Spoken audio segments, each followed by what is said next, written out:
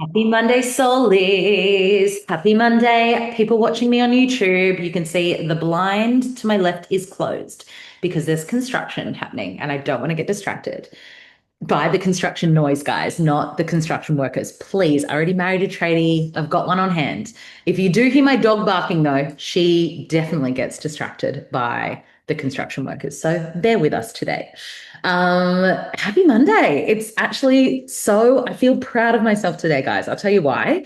I am recording this on Saturday, not Sunday. So the whole thing for me bringing Soul Talk back was that I started to have my Fridays again, where I do a reading in the morning, and then ideally the plan was that I'd record a podcast episode after the reading. But I'm finding that in terms of just my energy, once I've done one reading, I'm kind of wiped.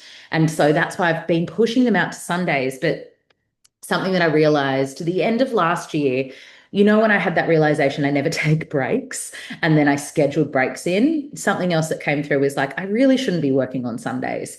It's why I'm not doing heart space ceremonies on Sundays anymore. And ideally, not recording podcasts on Sundays anymore. So I feel really proud of myself. I have jumped on and I'm doing this after a reading this morning. So that is just context. Trent has taken our little girl to Bunnings. They're doing arts and crafts this morning. Very sweet.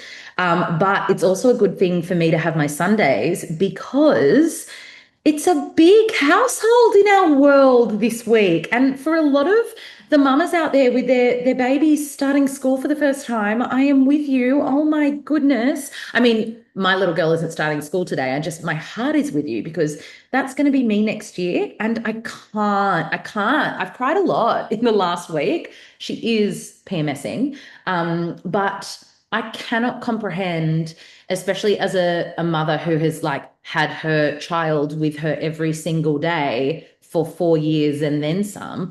I actually don't know what I'm going to do when I start to leave her somewhere that's not with me. It's just kind of been confronting where I'm like, oh, this time next year, that's going to be me.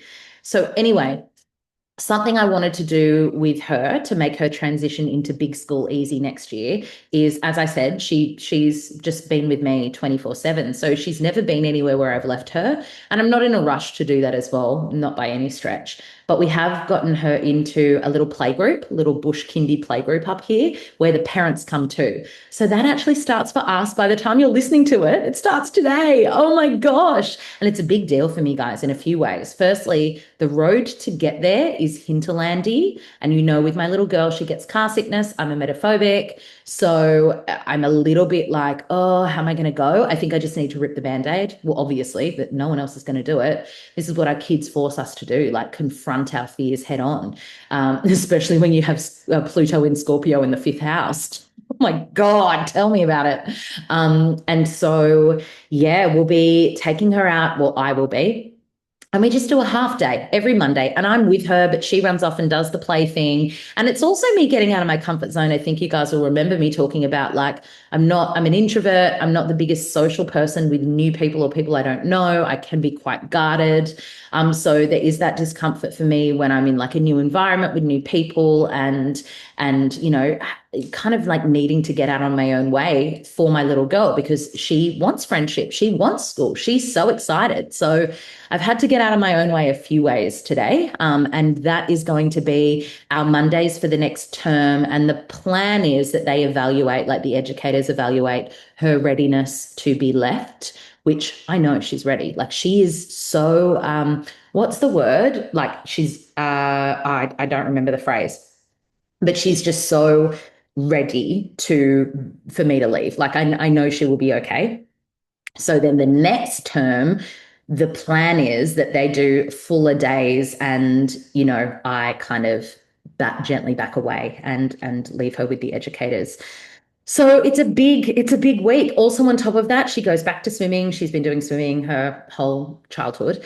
But she's gone up into the swimming class For those who aren't parents, I know it's like, oh, we're hearing Holly talking about a kid, but like these are big things in my life, like really big things. I never thought I would be this person until I became this person, but these are massive milestones in my little girl's world. And so, of course, they're milestones to me. And this isn't the whole episode. This is just context for what my week is like this week. But she's gone up to the class in swimming where we don't get in the pool with her anymore. So it's her and a couple of other kids, and she's in the pool without me and without Trenny. It's just crazy. And then just to add to it, she also starts dance class this week. Like, I have to go to the uniform shop and get her little bloody tutu tomorrow. And they do a dance concert at the end of the year. Like, it's a big week in our household this week in terms of little girl and her growth and expansion. And I'm so proud of her. And I just know she is going to have the best time. She's a busy bee now. And look, looking at all her Sagittarian energy, this is what she craves. She craves adventure, new experiences. She's an extrovert. She wants to be like doing and creating and trying new things and seeing what works. She's also a man gen, so lots of different things. And when it comes to like dance school, I'm very non-attached. If she wants to quit after I don't even call it quit. If she doesn't want to like do it anymore after a couple of months, you know what? She doesn't have to do it anymore. Like I'm very much being led by what she loves. And so it's going to be really rewarding to watch this all unfold for her. And we also got confirmation over the weekend that she has been placed on a wait list for a school up here that I really, really adore for her. Just in terms, if you guys haven't listened to me talk about this before, I'm not anti-mainstream school just for being anti-mainstream school.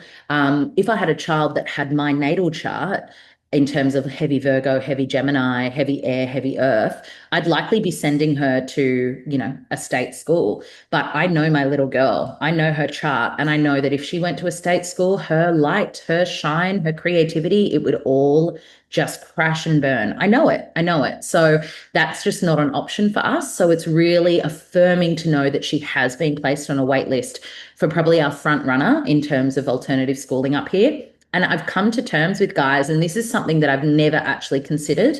But if she doesn't get into the places we want to send her, I am going to probably homeschool and have her in the bush school a couple of days and then do the homeschool curriculum with her until she gets a place in alternative schooling. So that is, there's a lot of stuff moving in like mum land and mum life and the mum version of me that I don't show much online, but obviously is like the majority of my life and my days. And this is a big transition for us as a family. And this time next year, where is she going to go? Who's she going to be? Who are going to be her friends? Like, who are going to be my, like, parent friend? Like, it actually is really major.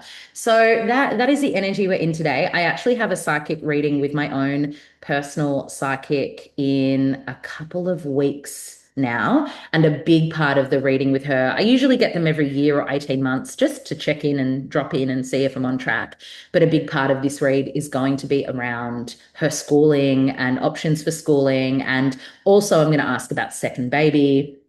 I did have stuff about that come through with my reading with David the medium this week. And yes, this is what I'm going to talk about this app. I'm going to talk about the difference between psychics and mediums, and I'm going to use my reading with David as kind of like the foundation for this conversation, because I did a brief reel on this online and people seem to eat it up. Someone did call me a scammer.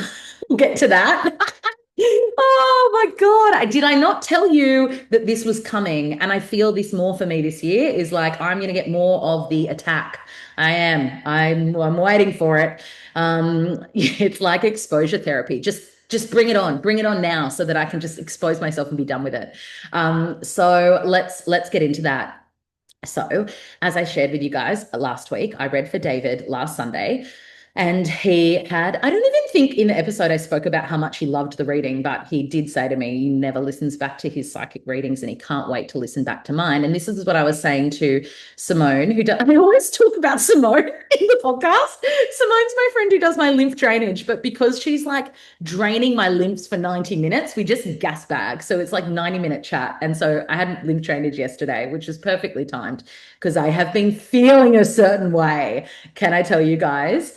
I kind of like shot myself in the foot on Wednesday when I was like, what's the vibe? Skin breakouts. I don't have one, but you guys will get one. Oh my God, she spoke too soon. I have had the biggest hormonal breakout. You can see if you're watching the YouTube on my chin. I never get them. And I'm like, wow, it's kind of cool that I'm not erupting with, I mean, I don't want to speak too soon, but histamines or my psoriasis. It's actually pimples for me. It's acne. So I've felt the change of Neptune into Aries and this fiery energy and everything I spoke about in last week's What's the Vibe? And I might tap into it a little bit more this week. I didn't actually realize how on point I was when it comes to astrological health wisdom. And so that has been a very interesting kind of a space for me to sit in and observe. Yeah, I do feel more inflamed than usual. Yeah, I do feel puffier than usual. Yeah, I do feel breaking, like I'm breaking out. So lymph drainage couldn't have come at a better time. That is where what I was getting to with that. I had to pause that because my dog was having, anyone who has a bulldog knows that they do a thing called a reverse sneeze. I'm going to do the sound for you. You might have heard it, but they go like this, like that. And they're actually like, it sounds like they're trying to like, in Aussie terms, like hock up a golly. Do you guys know that phrase? But it's actually like it sounds worse than it is. It sounds like they're choking, but it's just a reverse sneeze, and you have to massage their esophagus. Anyway, I just had to do that. Sorry. Oh, she's gone rogue. So Dave loved his reading with me. And what I was saying to Simone was, I don't think people know, I'm going to rephrase it. I have not given myself enough credit, and I do give myself credit where it's due. She's a Leo, let's be real. But there is this still funny little part of me that questions my psychic ability, even with all the amazing testimonials, even with the fact that I've almost been doing this for a decade, even with, like so many of you telling me that everything that I've read for you has happened and, the rebookings and, it's all good. And I think it is good that I'm not big-headed in the way that, oh, I have all these amazing things and like I believe this about myself. I still have, and I think it's the Leo shadow, and we will see this with Leo South Node. Like it's a self-confidence thing. It's like, oh, are they going to like it? Is this what people want from me? Is this even a good reading? Like that it's so weird because I know it is, but there's this little part of myself that's like the imposter. It's the imposter. It's like I've never planned to be the psychic. I know this is a career that people criticize and don't think is legitimate. And so there's that part of me that attaches to that and goes, who do I think I am? And so when I was able to read for David and him being, who I would consider someone at the top of the industry and in their field, which is my field as well, for him to reflect back to me that it was one of the best readings he's ever had, and he can't wait to listen back to everything I shared, and everything was just so spot on. It actually was like that part of me that really needed to be, it is Leo shadow, but like validated externally by someone that I really respect in our line of work. It was a big part of the reading that he gave to me. And what I was sharing with Simone is that we are so different in the way that we read. And my readings, I don't know that I've not found another psychic that does it my way. And I'm not saying that my way is the right way. I'm just saying that because of that, there's so much Virgo in my chart. Everyone who has a reading with me walks away with an action step list of what to do and what to change and how to act for their highest timeline forward. And I didn't realize that over the years, I've obviously curated and cultivated this really unique way of reading for people that is my point of difference. There's a level of practicality in my readings, which I know everyone's flavor and way of reading is different. And for me as a psychic, what I love is it's almost like it's practical magic, right? It's like it's magic, but through the lens of practicality. How do you walk with this wisdom? How do you embody this wisdom? What do you change to really have this wisdom that's coming through for you at the forefront of your days? So I loved that was reflected back to me to go, hang on, I do have like, there's a uniqueness to the way that I read, and there is like value in what I offer in my readings. And to have that reflected back through Dave is like very affirming. So then I had my reading with him on Tuesday afternoon. And so the difference between me and David is the difference between psychic and medium. Medium communicates with your loved ones who have crossed over. And then your loved ones will have messages for you. Sometimes the messages will be pertaining to their passing. Sometimes the messages will be pertaining to loved ones on earth still. Sometimes the messages, and this is all in mediumship, will be pertaining to your life ahead. But for the most part, it's spirit-led conversation, right? That is mediumship. You see a medium when you want them to connect with people who have crossed over and you want to get an understanding of their passing, or you want to communicate with them directly, you want to hear how they're going and ask any wisdom they have for you. Different to that is psychic readings, like what you would get with me, which is, and this is what I love because they both complement each other. I don't talk to your loved ones who've passed. I am a medium, can I say, but I don't act as a medium in readings. We'll talk about why separately. So for me, I receive intel for your highest timeline forward. I call in your team of guides, which actually is a mediumship skill. So I call your guides in, and people get so excited by this. Like, what are my guides? Who do they look like? I'm not interested. Sorry. Some people ask me in readings, and of course I can tune in and like bring them through. But for me, your guides come through as a collective. They're just like one fell swoop. I'm not sitting going, nice to meet you. Who are you? Nice to meet you. Who are you? Can you imagine how long that would take me? I just call all your collective guides in, and that could be loved ones who've passed as well. But they all just come through and they're like this chorus in my ear of the wisdom for your highest path forward. That's the difference. I'm not saying I have your grandma with me and this is what she wants to tell you. I'm saying, hey, let's look at your health, and I'm getting called to speak about your gut and what's going on there. See the difference? So with Dave, I was very intrigued about who would come through. Obviously, I've had grandparents crossover. I have aunties and uncles. My dad's the youngest of 15, so I have plenty of relatives that have crossed over. And I haven't had a proper mediumship read in years and years and years. And so I was very, very open in terms of I'm just curious about what's going to come through. The very first thing he said to me when I jumped on, he's like, you are surrounded by elephants. Elephants. And I'm like, okay, we're on here, because if you know me, you know what's Holly's favorite animal? It's elephants. Fun fact, trivia for you guys. I'm going to test you all at the end of the year. What's my favorite animal? Always has been since I was a little girl. My little girl has a hand-me-down elephant toy from when I was her age. Elephants have always been my favorite. Obviously, then I took to my research and was like, what do elephants symbolize? And they're a matriarchal society. So the women lead, which is so cool. And that felt like definitely part of it. And then off the back of the elephants, he was like, straight up, he was like, oh my God, Holly, you're a medium. I'm like, yeah, I know. He's like, but no, your medium ability is very strong. I'm like, I know, I just don't choose to use it.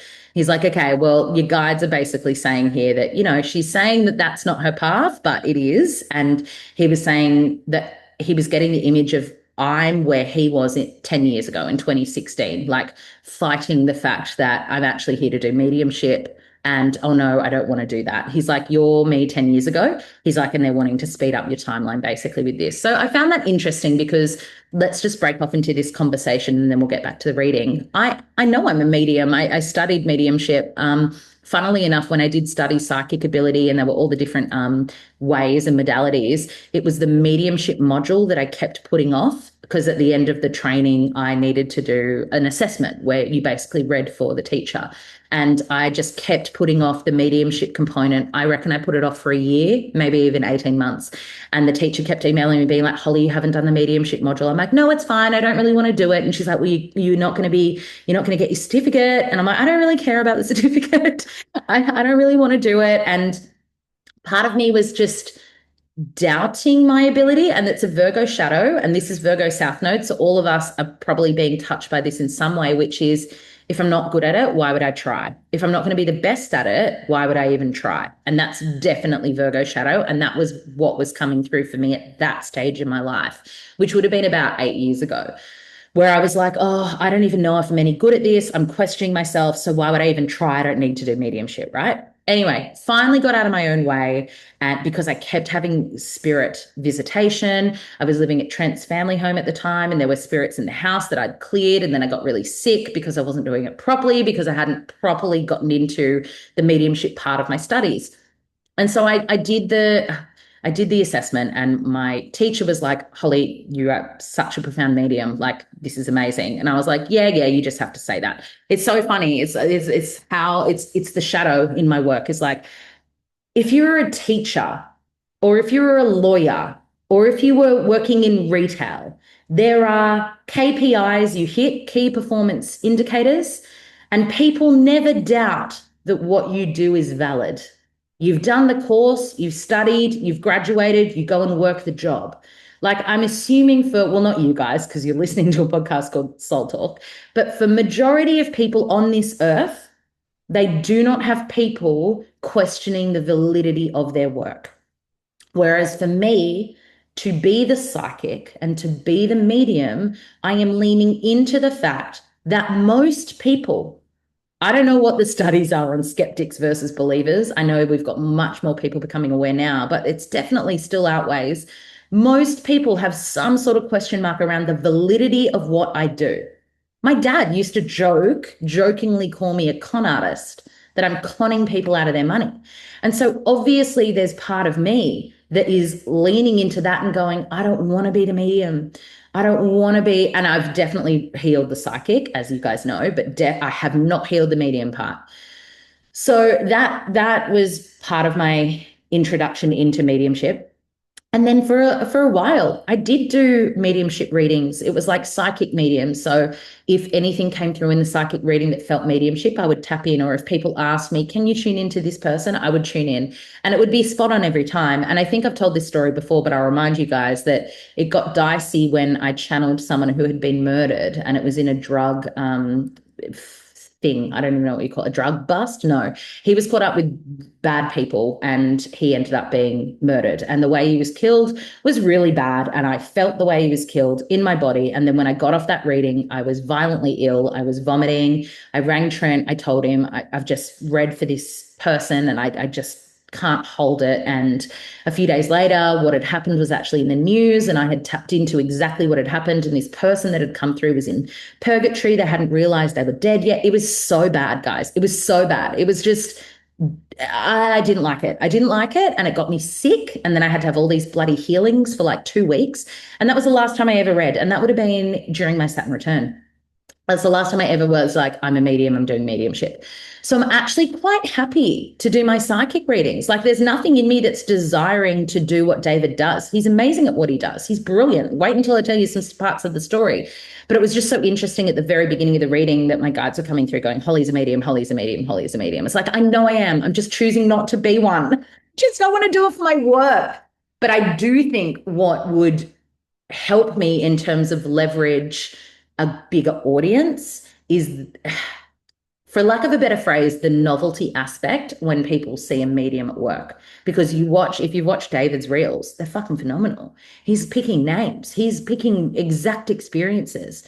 And I know if I actually tried to, I could do that too. I know I could, but it's just not something I've ever entertained, because there are a few things. Firstly, the criticism, the judgment, the what if I get it wrong, the fear. Sorry, oh my God. I literally just burped into the mic. I'm so sorry. That's how I clear energy, but you can hear like it's very ripe in my field.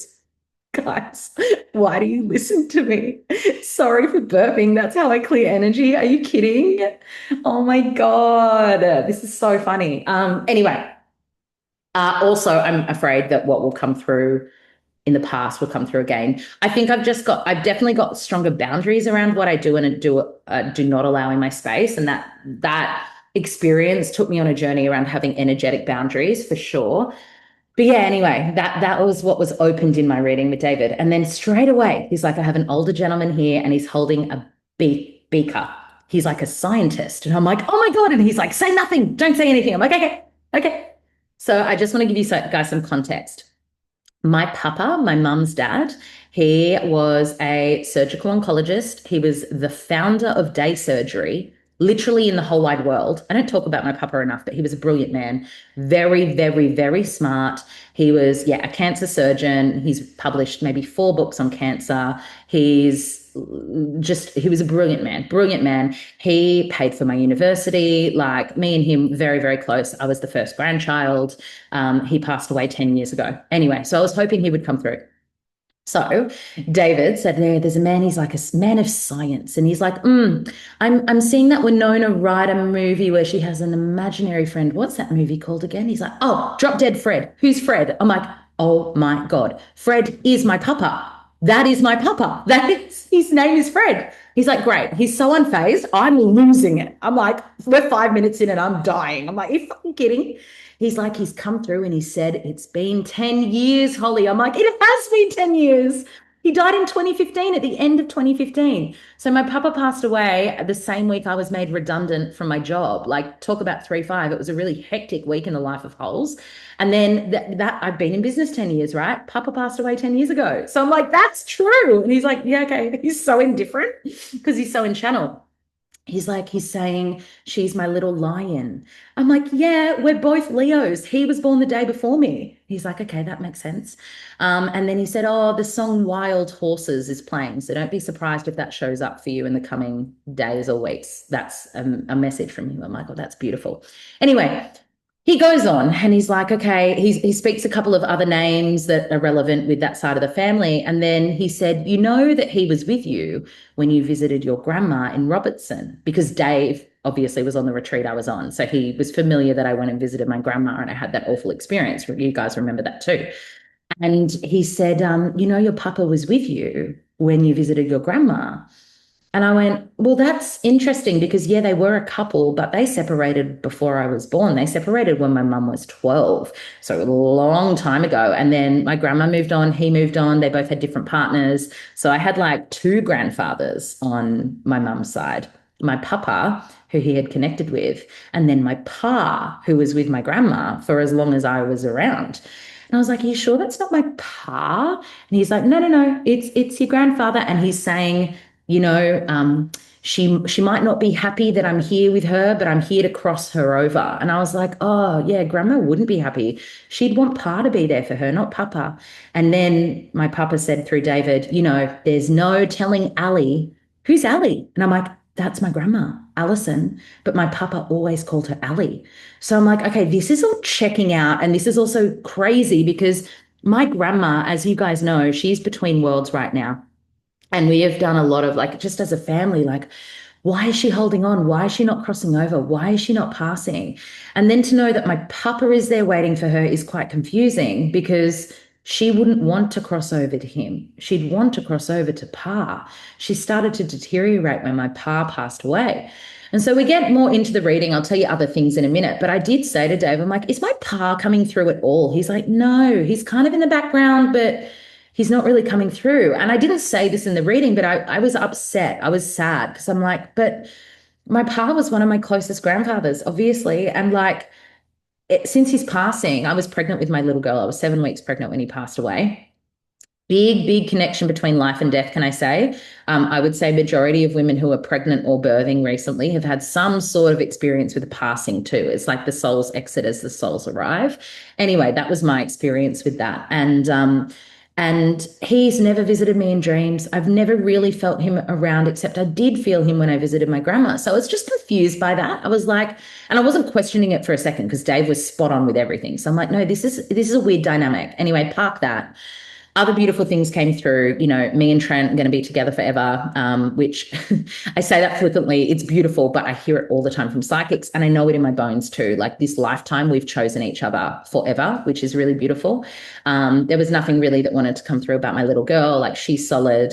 And actually Dave did say, oh, they're referencing a second child. He's like, we haven't spoken. Are you one and done or are you entertaining the thought of a second? I'm like, well, it's fresh in the field that I'm entertaining the thought of a second, but it's not like it has to happen now. And he basically said, if it's meant to happen, it is going to happen. And he's like, you know, it's a boy, don't you? And I'm like, wait, what? I always felt that I would just have two girls. I just always assumed that. There's no right or wrong or want or, you know. So that threw a spanner for me, truly. I was like, oh my God, really? And he's like, yeah, well, it's very masculine, heavy energy. And he did say, you know, if you do choose, if you conceive or if you don't conceive, it's just whatever's destined for you. And I've said that all along. I'm like, we'll keep open to it and see if it happens for us. So that was great. Lots of work stuff came through. I won't get into because I just want to keep that in my back pocket. But exciting things, very exciting things. my papa did come through to say to Dave, like, it's been fascinating watching Holly's journey. Because obviously, remember, my papa, oh, yeah, my papa is a cancer surgeon, right? Science, science, science, science. I go against everything that he's stood for in his life. And even though I've written books, which he was always like, you know, you're going to write books one day, Holly. I always felt this little part of me of like, oh, will my papa be proud of me? And he came through to Dave and he said, oh, she's done so much work on herself and it's been fascinating to watch her. And he's like, I'm her cheerleader in spirit. I'm sending her all these opportunities. And he said he sent me the one to last gig last year. And he's like, she's just being held back by her imposter syndrome. And then Dave broke in the reading and he's like, just as your friend, I need to second that. Your imposter syndrome is derailing you from actually taking up the space you're meant to take. And then me and Dave went on this whole conversation around, you know, the new world that's coming through, and this will especially come through off the back of 2027, needs new world leaders, and not world leaders in the sake of fucking politicians, because gag me with a spoon. But he's like, people like you and me, Hol, we're here to lead the new world. And he's like, you need to get out of your own way because like the time is now. And so that was like, I'm choking on my own words because I'm like, fuck. That came through loud and clear.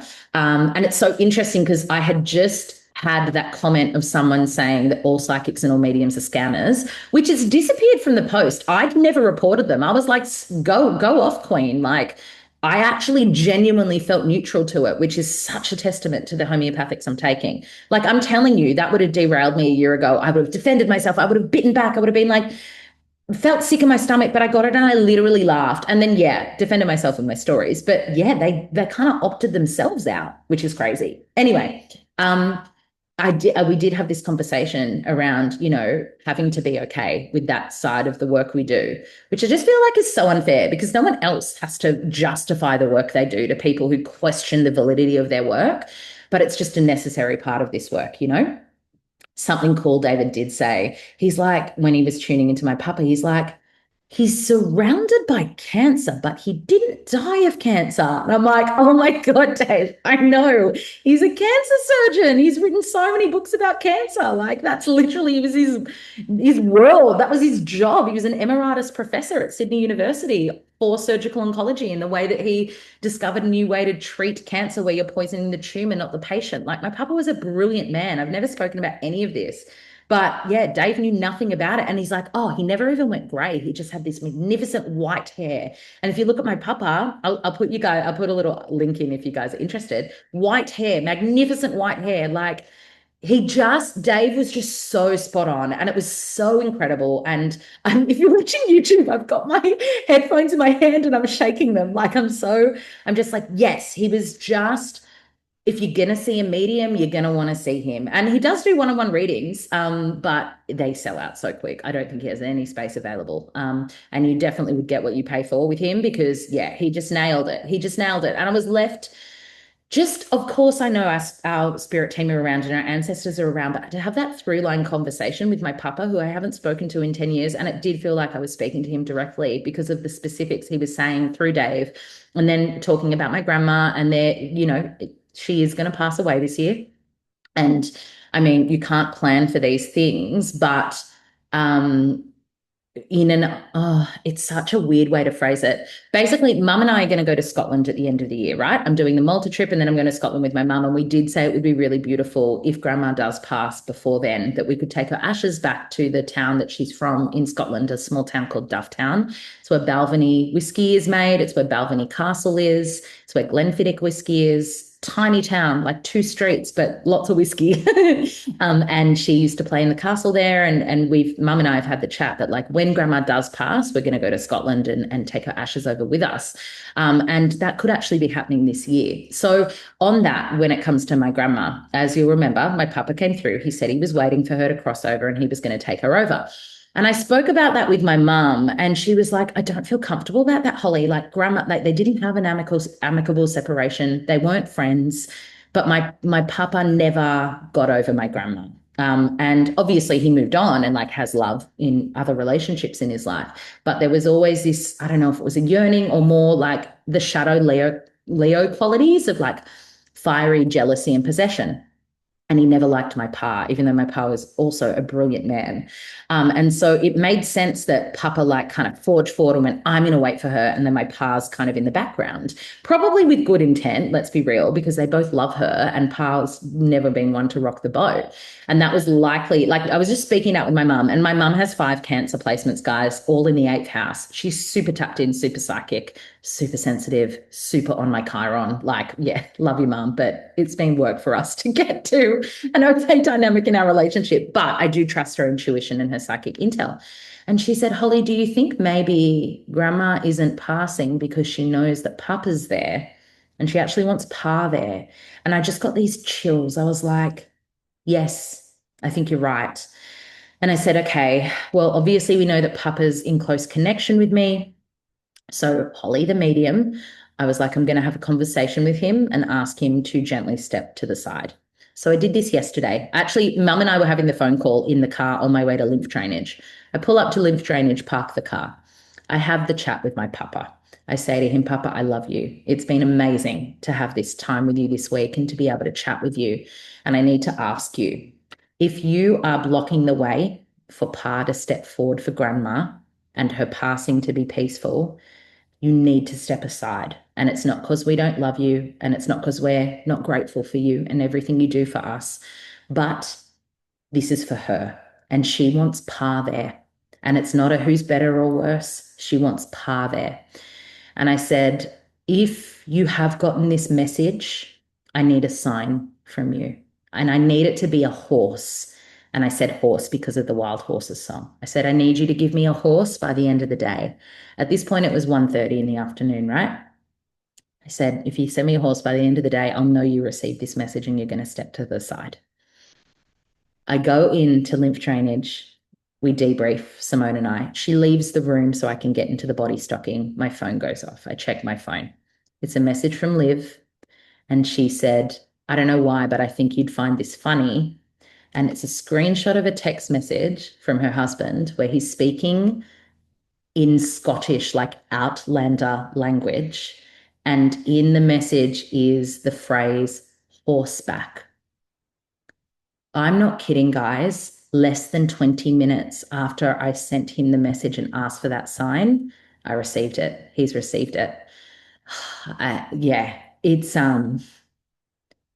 yeah, there's just no questioning that, right? And even as someone who works with this work in this world, it moves me to tears and blows me away that like we can have this connection with our loved ones who have crossed over at any time, any choosing.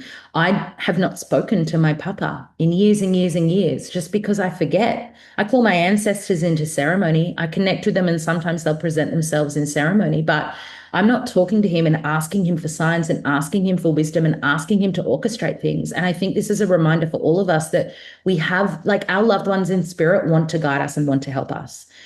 And I think one of the biggest things that we can do to almost like create that trust and that almost validity in our experiences is asking for the obscure signs. And because when you receive them, you know there's no doubt in your mind. You know, I asked for a horse. It's not like I asked for a butterfly. Like you see butterflies all the time, flowers all the time. Not to say that they're not signs, absolutely, but we can kind of question ourselves when they're a little bit more of a broad sign. So I do teach about this in manifestation and magic. It's like ask for the signs and you will receive them. And so the fact that that was just so quick as well tells me he's so close in our field. And you know what? I just want to like honor him. And Papa, I know you're around. I know you're hearing. You're a brilliant man. And his Leo ego is going to love that I have spoken this out with all of you and told you what a brilliant man he is. So if you're wanting to go and check out the work of Professor Fred Stevens, then he would love that. There you go. I've plugged you. But it's been, yeah, it's been a really fucking powerful week in terms of what's been happening behind the scenes in my world. And like all of the things that came through that David shared with me around what my year is going to look like. I'm actually really looking forward to having my reading with my personal psychic in a couple of weeks because she does less what David does and more. She's kind of the closest psychic I've found to do what I do. And so it'll be great to get like more specifics on my year ahead, a more specific drill down with questions, and then have had the two complementing each other. But I will say that once I got off the call with David, and this always happens to me when I have someone read for me, my third eye and my crown blew open, and like painfully so, because obviously we were both tapped in together, and I jumped in the sauna to try sweat it out. I got in a magnesium bath, and I was just like migraining. I haven't had one of those in like so long. They used to be hormonal, but this was total energetic psychic. And I fell asleep on the couch on Tuesday night at like 7:30. I was down and out, slept all the way through, like got up from the couch and then went to bed and slept all the way through. And it took me a couple of days, to be honest, to land back in my body. So it was the most profound experience. But off the back of that and everything that I've shared, I want to talk to you guys about just understanding the difference between all the different modalities, all the different psychic modalities, because as people who potentially want to develop your own skill sets or just consider what reading you're wanting to get, it can get confusing. And do you know where I see this? I see it a lot of the time when people will be like, do you do tarot? And then they like change up tarot with oracle, and they change up psychic with medium. And there's just a lot of confusion as to what actually is what. So what I wanted to do to end the episode is just give a clear breakdown of what each thing is, and then you guys can pick and choose whether that's something you want to dive into for your own personal skill development or when you next seek out a reading. So psychics in general are people who read the future. They read it through channeling. They're using their channel in a multitude of ways, and every psychic, their skill is going to be very, very different. Depends on how long they've been practicing for. It depends on how they receive the wisdom. So they might use an object, that's called psychometry, when they say, bring a piece of jewelry and I'll hold it. That's psychometry. They might ask you to bring a photo and they have the photo face down. That's also a form of like scribing or psychometry.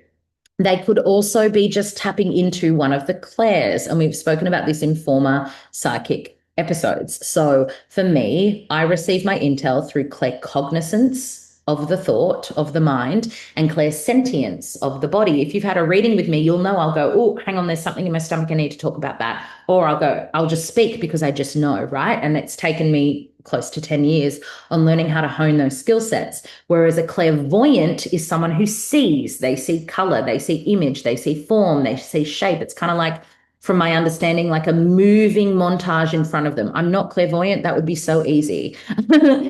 So we all have some unique clairs that come more easily to us. Every single one of us, whether you're a practicing psychic or not, because these are our intuitive skill sets. But anyone who is a practicing psychic has learned to really hone in on like 1 to 2 of these clairs, and they've become their bitch.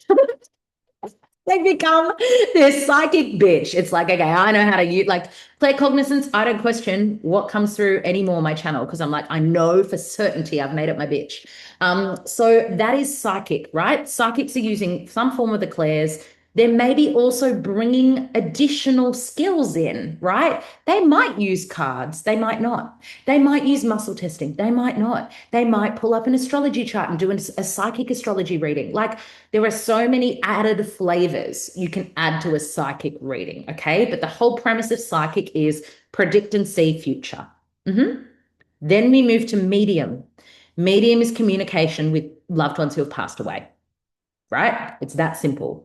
So you can see the difference between two. You can even feel the energy between the two. Medium is someone you see when people you loved have died and you want to talk to the people you loved who've died. That's mediumship. And yes, they're psychic, because then the people who you've loved give them the psychic information. So in my reading with Dave, my papa was leading the reading through him. My papa was telling Dave about my imposter syndrome. My papa was telling Dave about the potential second child. Like, it was through mediumship that he was able to be psychic. So the difference in those two is not all psychics are medium, but all mediums are psychic. Right? Makes sense. So I'm a unique one where I am a medium, but I don't practice as a medium. I am pure psychic. And there are some people who are pure psychic who are not mediums, and they're not interested in being mediums. and they don't have that skill set. Makes sense?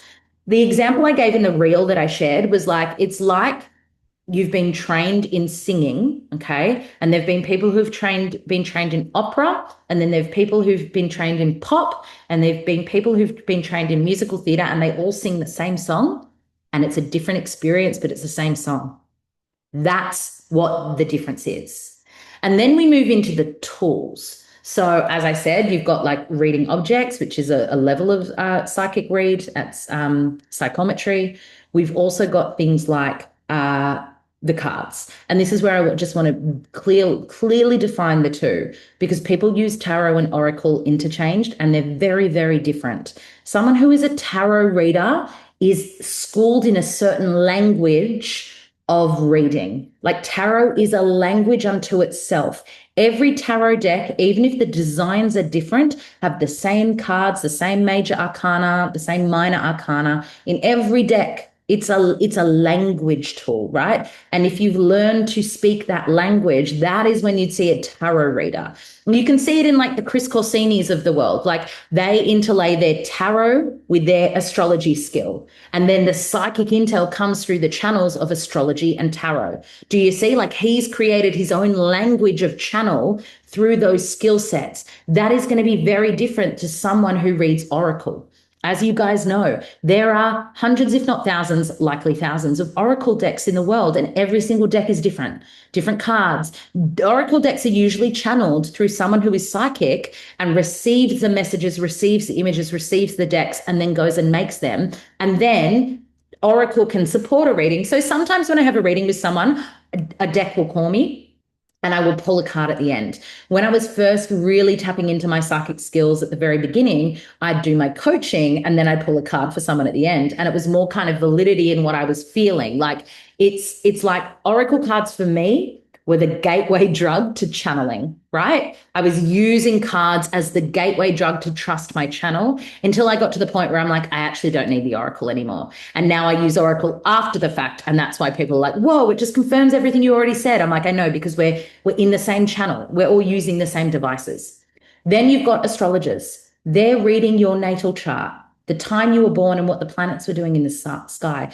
Astrology is so mathematic and, dare I say, piss people off, scientific, because you're looking at the aspects, the houses, like everything, the elements, absolutely, fire, air, earth, and water. Like it's all incorporated into a certain way to read, which, yes, you can do predictive astrology. I'm not really interested in that. Astrology is more the permission slip of why you are the way you are. So do you see there are all these different flavors of reading? And then for you, it depends on in your life, what are you going through and what kind of reading do you need, right? And each time it's going to be different. But what I love about it is all of these types of readings complement each other, but they're not the same. They're just like further enhance each other. And then you've got beautiful people who can tune into past lives, the Akashic records, accessing past lives and healing them. I sometimes will get a past life, like a glimmer of it in a reading. In fact, I did for Dave. I saw a past life and then I referred him to someone who could go and do the healing on that past life. So this is where, there's so much more to the work that I do in the world, the work that Dave does in the world, the work that so many of you do in the world as well, because I know I got a lot of psychics and readers listen to the show. The show, it's the first time I've called this a show. Oh my God, it's a show. There's so much more to it than I'm a psychic, I'm a medium, and we all do the same thing, right? And once you've kind of worked with this skill set over time, as I said, it's been 8 years, almost 9 years of reading for me now, you develop your own way of doing it. So for me, it is very practical, very direct channel. I don't use tools. I just communicate with the collective guides. I offer my body and because I'm clairsentient, so I feel in my body, and claircognizant, I offer myself up to be a conduit for the wisdom that wants to come through for the highest good of the person I'm reading for. And every intention in the entire time I've read it has not changed. It's to leave my client feeling inspired, uplifted, and with clear action steps to take on their path forward.